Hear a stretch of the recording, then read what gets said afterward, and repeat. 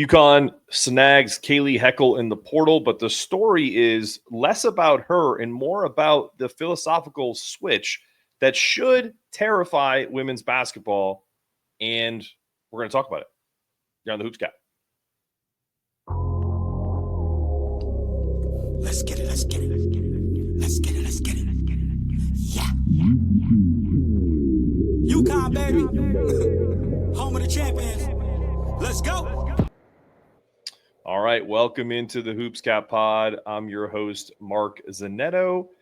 We are here with T. Baker. We are obviously powered by Big East Energy, amongst other things. Asabasa Spice, not Big East Energy Weekly. Get out of there.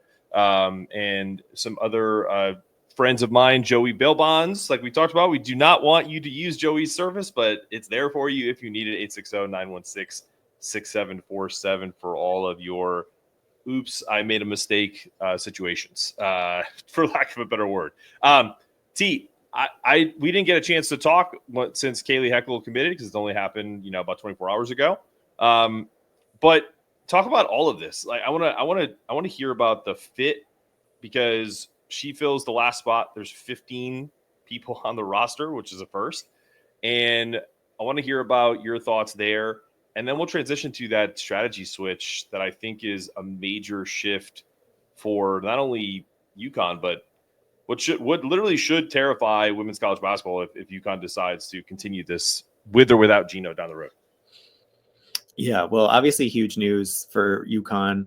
And Kaylee Heckle brings tremendous amount of talent. She, interestingly, I learned on the USC website, was born in Greenwich, Connecticut. So returning to her place of birth, was raised in Long Island. But it's an interesting kind of like returning to where she grew up element. I think what's so important about her is that she's a steady ball handler. She's the type of player who can be that go-to backcourt presence as point guard, not just next year and maybe not even as a starter next year, but for years to come, setting that foundation. It takes some of the pressure, I think, off of some of UConn's other guards like Azzi Fudd or Morgan Shelley or Kayleigh Fisher, who maybe aren't natural floor generals, aren't naturally in that position, or could be better served in a two position. Takes that pressure off of them and also provides some injury insurance. I think KK Arnold is probably the starting point guard next season, and it's really just in the event of an injury, but also, as just a backup point guard, second string, who could be a starter as well. So I think she just offers a lot of options for UConn, but most importantly, it's that backcourt point guard presence. No, I totally agree. I asked this to a guest yesterday. Do you believe of these three, between Kayleigh Fisher, Kaylee, and then KK, like who's your starting point guard there? I think I give it to KK just because I think that she brings that experience of having been a starter. She's an upperclassman. I think that there's a lot to be said about building trust with the coaching staff, and I think she's earned that trust. So I think she is the starting point guard next season. And the others are competing for that role in the longer term. So I do still think it's KK Arnold, that starting role. But, we've seen a lot of guard heavy lineups in UConn in the recent years. So there could be a lot of different combinations of talented guards on the floor. Yeah, I totally agree. I also think this is a situation where you kind of have to stack talent at this point. Like, you don't, we're going to get into the strategic flip that, you brought up to me pre-show that I totally agree with. But, for a while, people were in my mentions talking about how, they don't need another point guard. They have KK and they have Police and they're going to be fine. I thought this move was absolutely necessary because I'm a big fan of positional versatility, and Kaylee can play both. One, and she's a combo guard, in my opinion. I think she's more natural as a one. But with just reading these names, forget about how important this transfer is. Caroline Ducharme, Azzi, Serah Williams, KK, Ice, Ashlyn. Then you have the slew of sophomores between Morgan, Jana, Kaylee, Ayana, Sarah Strong, Ali Zabel. Then you have the freshmen. So even before you get to someone like Blanca Quinones, who, if she played in the States, might have been the number one recruit in the country, I mean, like, the embarrassment of riches is kind of crazy here, but I definitely think they needed some backup at the point guard position, and that's why they did this. Yeah, I think that's also a feature of the 15-player roster. Like these teams are going to want to have competitive advantage, and at the end of the season, health and depth are really the things that are winning championships, right? Like sometimes it just comes down to who has the more healthy players in the event of an injury, who's able to recover more quickly. Like we see those types of things be how people lose in the very end of the season. So I think UConn had some really painful years with injuries where, going back to the Final Four a couple years ago, they only had 7 healthy players. They've had to forfeit games for not having enough players. Like, I think that they understand that depth piece is increasingly important, especially as other teams have the opportunity to deepen as well to 15 players. So it's like, it's sort of like, just providing extra insurance in case of an injury and building for the future at the same time. Yeah, no, I couldn't agree more. All right, so I think I've beaten a dead horse over the Kaylee Heckle stuff, but I'm excited about it because I think she's a great fit. But we're going to take a quick break because the strategy switch is really, to me, the meat of this show, and really want to talk about what that means for UConn going forward. And we're going to talk about that in like 10 seconds coming up after the break.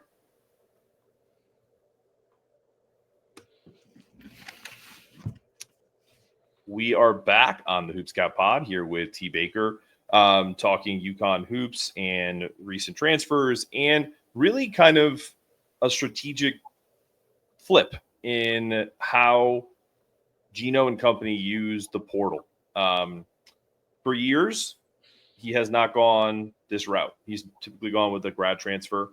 Why do you think there was a switch this year with not only Serah but also Kaylee? I mean, I think that it's really just about adjusting to the times. Geno Auriemma in the Final Four quoted a book, and I'm not going to be able to identify the name of the book, but he basically said times change and it's the duty of men to change with them. And I think he's a testament to that type of evolution. Like, he was finding success in the mid 90s. He found success early 2000s, 2010, first coach to have titles in each of those 4 decades, which just speaks to his longevity and his ability to adapt. A lot of the game's top coaches left in these changes, right? It's people like Jay Wright, Muffet McGraw, coaches who are really still at the top of their game, but really, I think, didn't want to be around for this part of the transfer portal. And I'm not saying specifically those coaches, but a lot of those coaches who were legends chose to leave because they don't want to be part of this new world of college basketball. I think for a coach like Geno, he wants to keep winning. He wants UConn to stay relevant, and he understands that means not just transferring in players who are grad students, but looking at the portal more holistically, because other teams are able to switch their roster year to year, and he's got to be able to do the same thing. I think Kim Mulkey was an example of someone who did this kind of earlier, ahead of the curve. She brought in like Taya Cooper in that championship season. That she had built some success around just continuing to find transfers who had eligibility remaining in their time and turning them into pieces of her team. So I think every coach has to catch up. I think also another example with Kim was Angel Reese, right? She brought in Angel Reese as a foundational piece. It's not just looking for extra role players in the portal. It's looking for the next star. And that's what every team's needing to do. And that's what the Huskies are doing as well. Yeah, who do you think was the bigger influence on this change? Was it someone like Jamel Elliott? Was it Chris Daly? Was it maybe someone else that you can think of? Was it just maybe a coincidence that this is just kind of what's going on? I'm curious if you have some insight on that. I think it's probably a combination of those things. I think the coaching staff, Geno Auriemma, constantly gives credit to his coaching staff, specifically like Jamel Elliott, Tanya Cardoso, those who are doing Morgan Valley, who are doing a lot of the recruiting. I think that it's really just about finding the shifts that are happening in the sport and making sure that you're prepared for them. Like, UConn wants to remain elite, and they understand that to do that, you might have to get over your pride about what it means that someone's transferring. I think the stigma around transferring has also shifted significantly. Sure. Because now it's like, feels like a third of players are in the transfer portal, right? So there's not that same like stigma around like, oh, there must have been a bad reason, or you're a bad fit, or you were a bad teammate. Where like back in the day, you would speculate like, oh, is this transfer going to be a good fit? Because they didn't stay at school the whole time. Where with a grad student, and this was, I think, Geno's historical thinking was like they graduated, they did their part, now Right. they're looking for a next step, right? They didn't like leave their team. So I don't know. I think the narrative has completely shifted around the transfer portal, around college sports, and UConn is just a team that's always been on top of those trends and understood what it means to evolve. Yeah, I also think it's kind of breaks the mold and kind of it's mirroring what the job market is, to be honest with you. You know what I mean? Like, for the most part, most companies now, unless you're trying to be, something specific like a doctor or a lawyer or a teacher, they don't require you to have a 4-year degree. Just the amount of experience that you have sometimes is enough, or they'll bring you on to train you and things of that nature. So I just wonder if part of that kind of ever-changing part of society is one of the reasons why Geno and staff is like, all right, listen, we got to open this up a little bit. And I wonder if some of the old school coaches, even on the men's side, will change, because someone that we cover over in Wisconsin, who Geno is very fond of, and Shaka Smart, has not taken to the portal at all. And, I think at some point you have to. And here's Geno coming off a title doing that. So it's interesting. Any thoughts on that? I think it's one of those things where this is a moment where the pendulum is swinging towards players having a significant unprecedented choice, in the same way that like the job market, like you mentioned, like there was the great resignation and there was the workforce had more power, let's say, over like CEOs and corporations. And then it's swinging back now that the job market's tighter. And there's I'm not going to speak on all the economics piece because I'm a women's basketball reporter, but there is that parallel of like demand and need and matching supply and demand, reaching and making sure that you're, you are reaching the best available player. And sometimes the best available player is coming from the transfer portal. I think it definitely suggests that this is the normal for now. I think that over time teams will begin to realize, and I think UConn has done a good job at this, is like it has to be a combination of players who know your system, who have been through the program, and new players who can fit into that. That's the sweet spot, I think, right? I think it's not ideal to lose your players and then bring in a new team every year, because that's tough to rebuild that chemistry. But adding additional pieces on top of those culture fits who have been there from the start, I think is probably the sweet spot. I couldn't agree more. And just like that, though, I really want to talk about kind of the future of this. I want to look at this lineup, because we can talk about, Heckle and Serah Williams kind of till we're blue in the face, but there's a chunk of players that are now sophomores, rising juniors, that are really kind of the future of this team. And it's not to discredit someone like Azzi or Serah or even Caroline, who are the seniors, but it's kind of a multi-layered recruiting strategy. And it's probably why the title of this episode is, Are You Scared Yet? Because you should be, because this team is so loaded, and I want to get your thoughts on combinations and what exactly they're going to do. Because I think that's the biggest pushback I get, is like, what are you going to do if like you're on the bench for like multiple, you know what I mean? Like, so I'm curious to hear your thoughts about all of this, and we're going to talk about that after a quick break.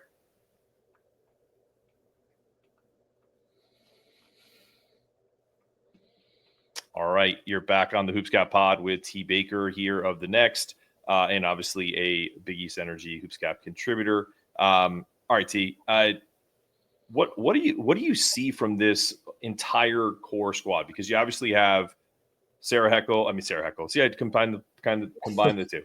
Kaylee Heckle and Serah Williams, and all of these sophomores: Morgan, Jana, Ayana, Sarah Strong, who might be the best player in the country. She's my best player next year going into the season, and then Allie Zabel. And that's before we talk about the freshmen. So, what are your thoughts about how they've kind of set this up, multi-layered?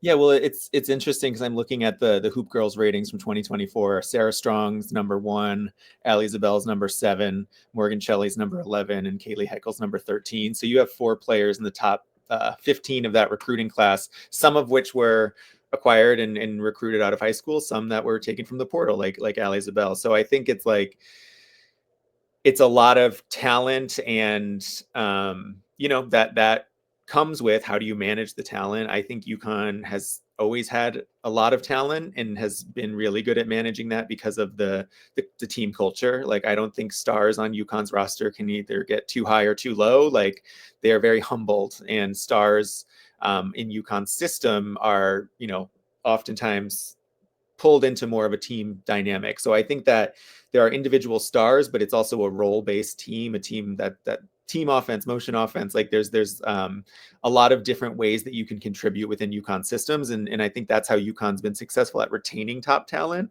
But certainly that's a question, right? But it also creates a competitive edge in practice. Like, players want to compete for playing time. It creates like a healthy level of competition, I think, within the team about earning those minutes during practice, to get on the floor during a game.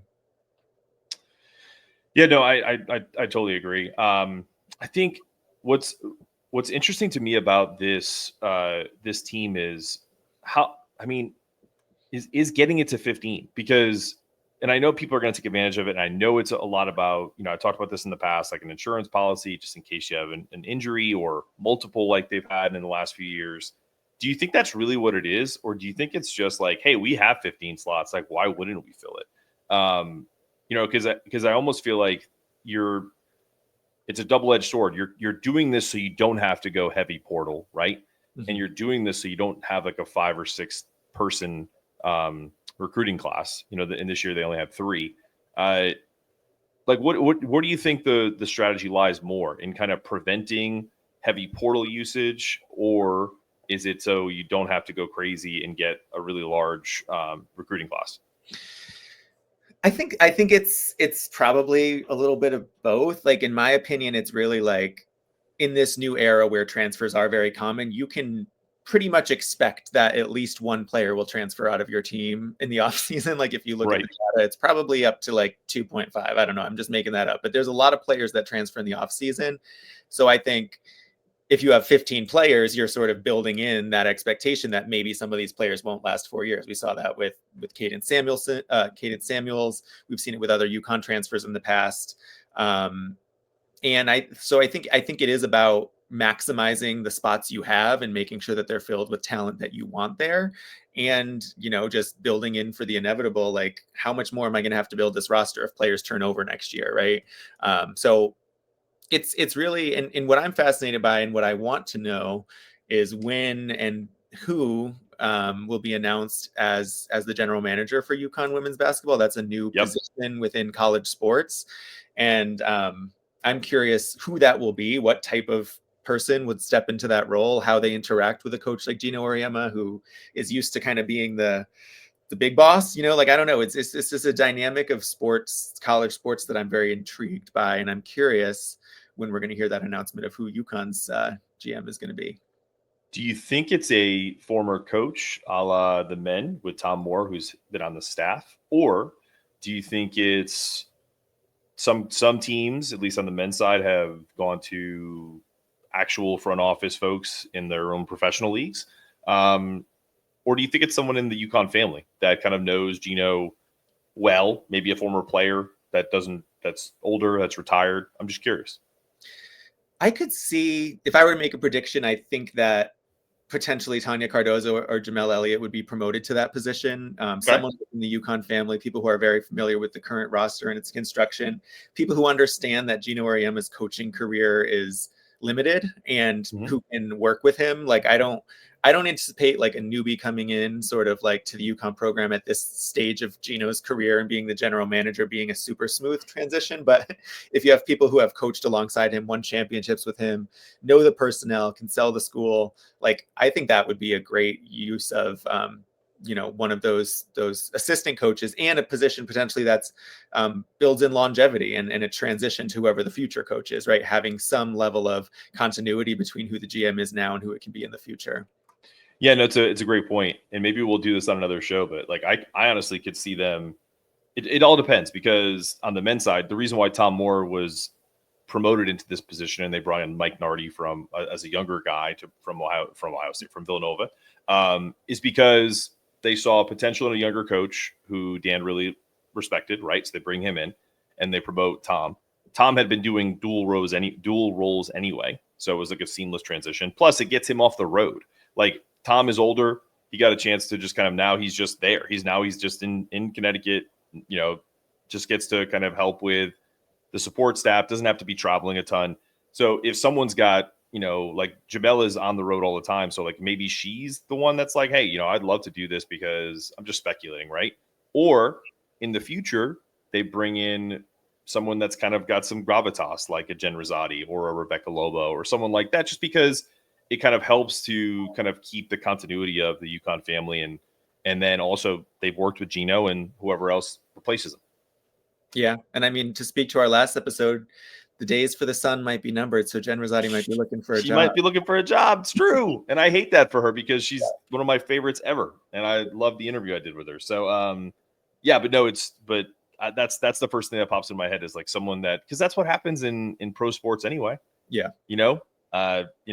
First one that pops into my head is a Duke guy. Trajan Langdon is the GM of some NBA team. You know what I mean? So this is the natural progression. And there's so many like legendary sort of like GM coaching or GM star player dramas in professional sports over the years that I'm very curious to see how it plays out in the college environment.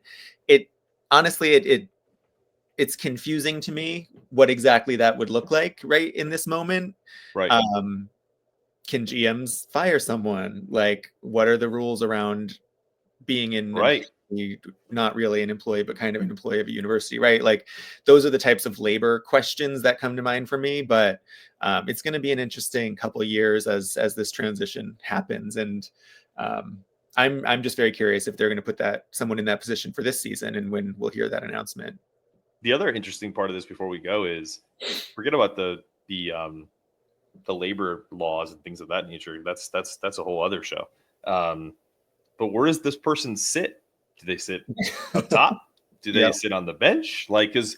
Or do they stand like, a la every LA Lakers GM over the last, 30 years? They just kind of hang, just kind of like hover in the tunnel.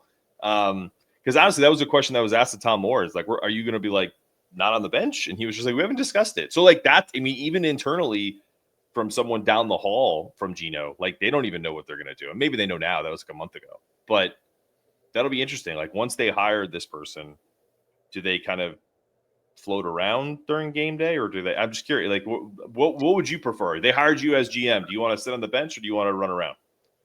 I think that if I were in that role, I would try to approach it by giving the coach that space. So like not being on the bench, because then you might be too tempted to kind of butt in and stuff that's like not your business or you're not the coach, right? So to clearly delineate, like you're the coach, you're the X's and O's, I'm about personnel. Like I think that's an important line, and maybe not being on the bench can help set that line. But I do think that is the boundary that we're going to be exploring in the coming years. Like coaches who have been at these universities forever, maybe some of them are promoted to GM and that's how they exit coaching. Like I think of someone like Brenda Fries, like she's been at Maryland forever. Like who's going to come be the GM at Maryland? Like Brenda's been doing this for years. Like, so I'm just very curious about how those dynamics will be sorted out. And, human nature is complicated. So there will be some conflict in those types of roles and we'll probably see some of it play out. So it's just a fascinating dynamic to me. No, I agree totally. If I was in the GM role, I would definitely just walk around, wear my little suit and be in the tunnel, especially knowing how Gamble works. Just stay out of Geno's hair. The interesting part is if it's a coach, if it's Jamel or if it's Tanya or whoever,